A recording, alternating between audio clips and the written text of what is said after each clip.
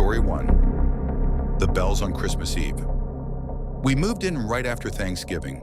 It happened right after my recently divorced mom finally got her job promotion at work. It had been a long time coming, and when it finally happened, I was incredibly proud of her. It's not easy for a single mom to make it in the corporate world, but she was absolutely killing it, just in time for Black Friday too. But promotions always come with a cost. We moved out before the end of the school year.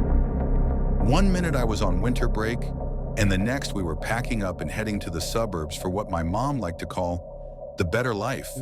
I hated her for it at first, but I also understood why. Life isn't always fair, and I had to say goodbye to all my friends. What a way to leave 8th grade. Next year I'd be a freshman, starting all over again, trying to fit in from scratch.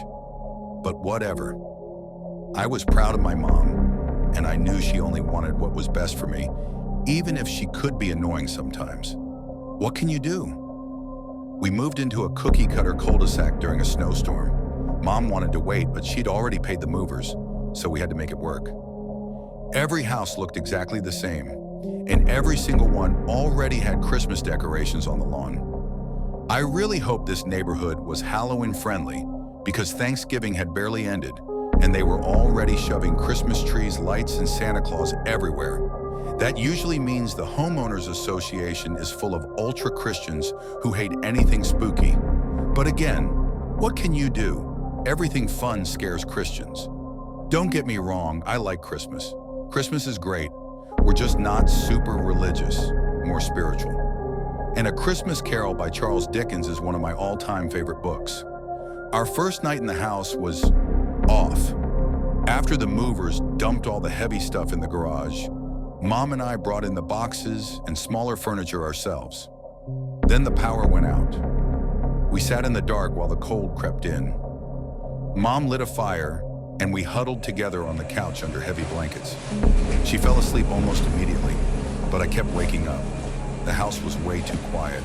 No traffic at all, just the wind howling outside. It almost sounded like a thunderstorm, but wrong somehow.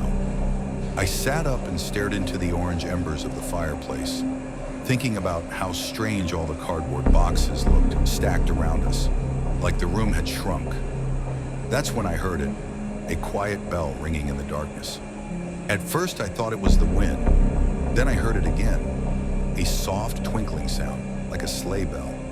It sounded like it was coming from inside the house, but not from the living room. I tried to wake Mom. Mom!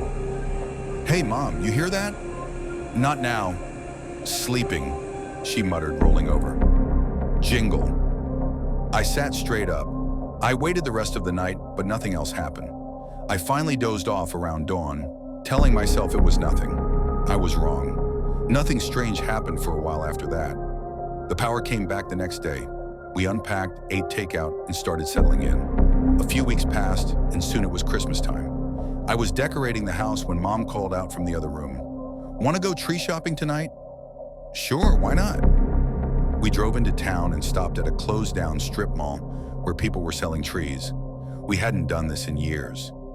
Dad hated spending money and bought a fake tree ages ago. This felt like returning to something we'd lost, like carving real pumpkins on Halloween. How about this one? What? Mom asked. Maybe. Can we go bigger this year? Sure. Why not?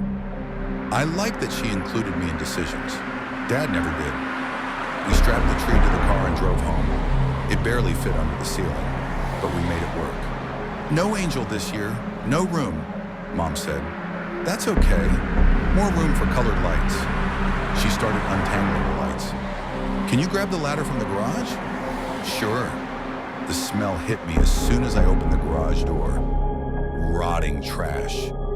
I checked the bins, frowned, and grabbed the ladder. When I came back inside, jingle. The sound was closer this time. There they are, Mom said. She picked something up off the floor. In her hands were 4 brass sleigh bells sewn onto an old red velvet bow with gold trim. I was wondering where these went, she said. I don't recognize, though, I said. I thought I lost them in the move. Jingle, jingle.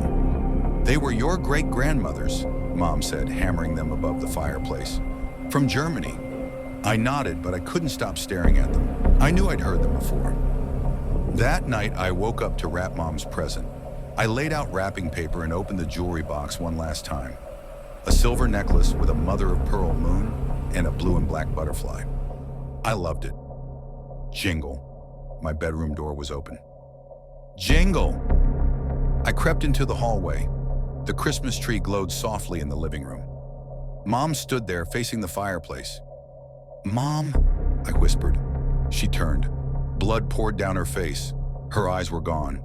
Her mouth hung open as she reached for me. Jingle. She charged at me, screaming. I ran and slammed my bedroom door. Then I woke up in bed, soaked in sweat. "Knock, knock, lazy bones," Mom said cheerfully, opening the door. She looked normal. Just a nightmare. I closed my eyes. Jingle. The sleigh bells were at my feet. Mom stood in the doorway, furious. "Why did you take it?" she hissed. I hadn't. Days passed in silence. Christmas Eve came. I snuck out to place Mom's present under the tree. "What are you doing out of bed?" she snapped. "Where are my sleigh bells?" They were gone from the mantel. Jingle. She reached into my hoodie pocket. Jingle.